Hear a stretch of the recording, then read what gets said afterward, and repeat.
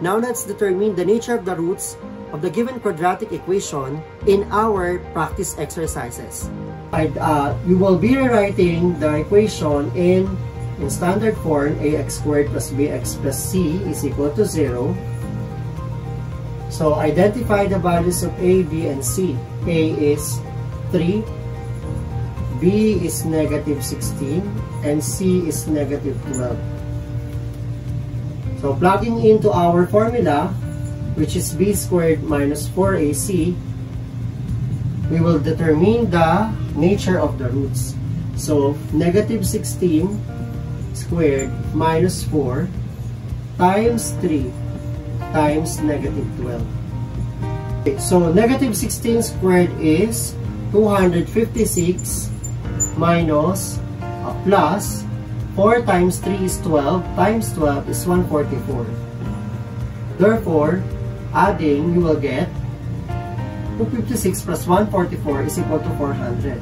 Therefore, 400 is a perfect square. Therefore, our nature of the roots will be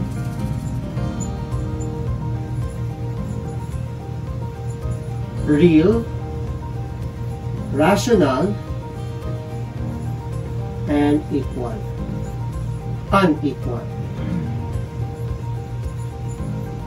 We have 2x squared minus 7x minus 30 equals 0. So, let us identify the values of a, b, and c. A is 2, b is negative 7, c is equal to negative 30. So, we will use the formula b squared minus 4ac to identify the nature of the roots or the discriminant. So, plugging in the values of a, b, and c, negative 7 squared minus 4 times 2 times negative 30. Continue, negative 7 squared is 49 minus or plus 4 times 2 is 8. 8 times 30 is 240. Continue, you will get 289. And it's a perfect square. Therefore, therefore, the roots are real, rational, and unequal.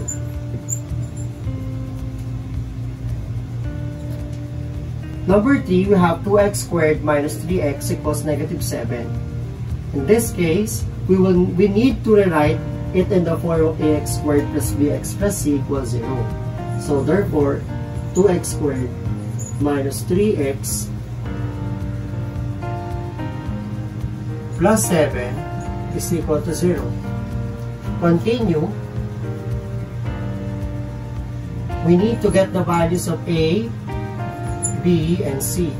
A is 2, b is negative 3, c is 7. Plugging into our formula for discriminant, b squared minus 4ac, we will get negative 3 squared minus 4 times 2 times 7. Continue, we will get negative 3 squared is 9 minus 4 times 2, we get 8 times 7 is 56. 9 minus 56, we get negative 47. Since we have negative 47 as our discriminant, we will have, therefore, the roots are imaginary.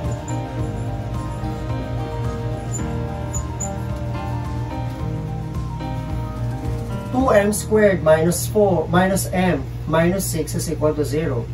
Identify the values of a, which is 2, b is equal to negative 1, c is equal to negative 6.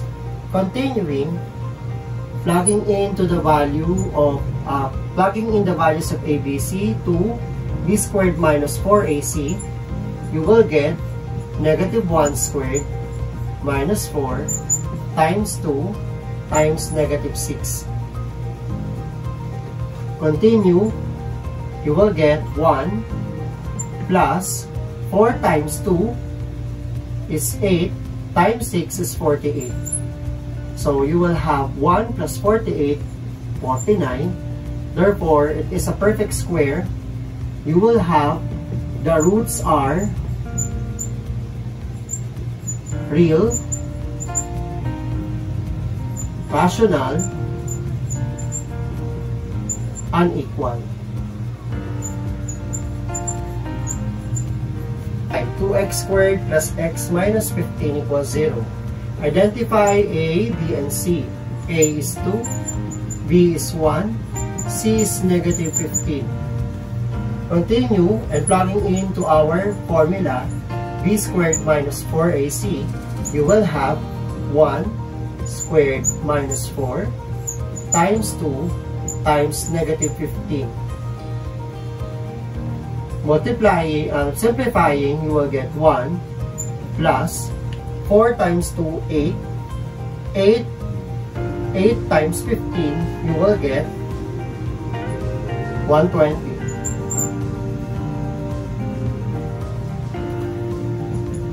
120 plus 1 is 121. It is a perfect square number. Therefore, the roots are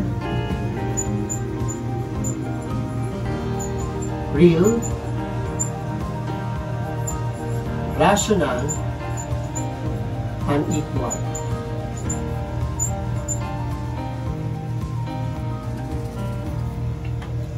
In number 1, 3x squared minus 16x minus 12 Number 1, 3x squared minus 16x equals 12. The discriminant is 400. And that is a perfect square number. Therefore, the nature of the roots are real, rational, and not equal. In number 2, x squared minus 16x minus 64 equals 0. The discriminant is 0. Therefore, our nature of the roots are real, rational, and equal. While for number 3, 2x squared minus 3x equals negative 7, our discriminant is negative 47. Therefore, it is a negative number, and the nature of the roots is imaginary. Now, let's have number 4. 2x squared minus x minus 6 equals 0.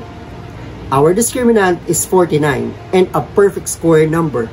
Therefore, our nature of the roots are real, rational, and not equal. Lastly, 2x squared plus 15x minus 15 equals 0 with a discriminant 105. We have the nature of the roots real, irrational, and not equal. I hope you got a perfect score in our practice exercises. See you again on our next episode. Like, share, and comment your suggestions on the comment box below, and don't forget to subscribe. To get notified with our latest videos, just click the notification bell.